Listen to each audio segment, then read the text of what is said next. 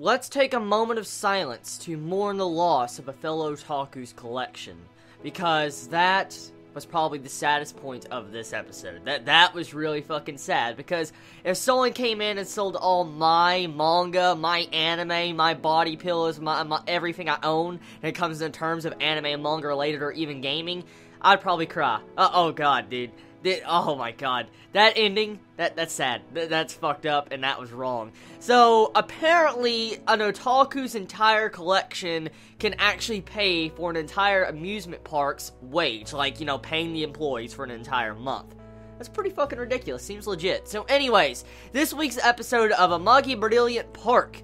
It was a very different type of episode from the previous episodes. The main focus of the episode is a like Indiana Jones type themed episode. You see our cast and characters just, you know, going into this labyrinth, underground labyrinth, and they're running from all sorts of traps, booby traps, rolling boulders, all sorts of stuff we would see in anime shows like this or any type of series that focuses on hunting down a treasure. And so this episode, for the most part, it was a very different theme from the other episodes we have gotten, and honestly, if you're not a big fan of Indiana Jones, most likely you're not going to like this episode. I want to just say that right now. If you do not like Indiana Jones, and you do not like, you know, stuff like this with booby traps and all that, you probably will despise this episode. But if you do like Indiana Jones type stuff and booby traps, you'll definitely love this episode. So anyways, now, I want to tell you right now, there's a couple of parts in this episode that are just downright freaking funny, but I want to name a couple that just downright stood out for me.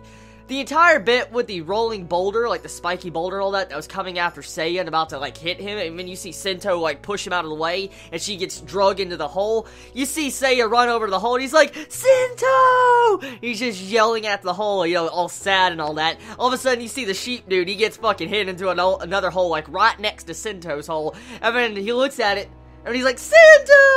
Oh, dude, he doesn't even fucking care. He doesn't even fucking care about the sheep that just got probably killed in that entire event. So that right there, I laughed my ass off because the entire way that was done, that was perfect. The way they set, like, the time frame between him saying Sento again, and the way the expressions and everything was drawn in that scene, that was fucking brilliant. That was brilliant. A brilliant park and a brilliant labyrinth-type themed episode.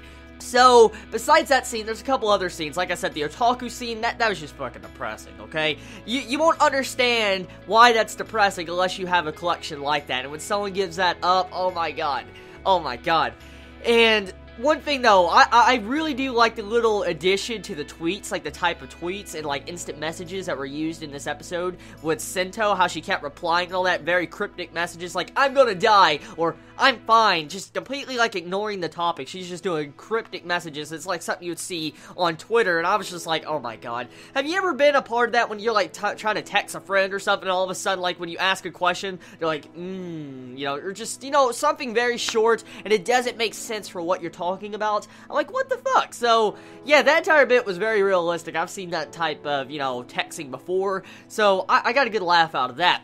Overall, though, the episode of Amagi Brilliant Park, the main concept was trying to get treasure to pay for the funds of the park, because they ran out of funds and they needed money to be able to support themselves for the rest of the month. And so, I guess there was progression in this episode, and it was a good episode for the most part. The dragon shocked me with its personality, and Seiya actually got to use his power that actually helped everybody out. But besides that, nothing much else really happened. It was an okay episode, but it really depends on your concept of if you like this type of comedy or not.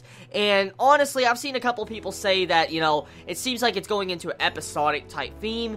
I agree to disagree on that. I mean, we did have progression in this episode. Usually when I see episodic episodes, it has no form of progression whatsoever. It's just like a different story. But with this episode, we do have progression with the characters, so I can't really call this episodic. But it depends on your taste in anime, what you really consider episodic. Overall, though, wonderful episode. I mean, it's an average episode. It's nothing too spectacular. It's nothing too bad. It's just, it's a very average episode, and it's a fun watch. I mean, if you have time to watch something like this, yeah, go watch it. I mean, it's nothing bad, so yeah. You all have a wonderful day or night wherever you live. Please be safe. Chibi out.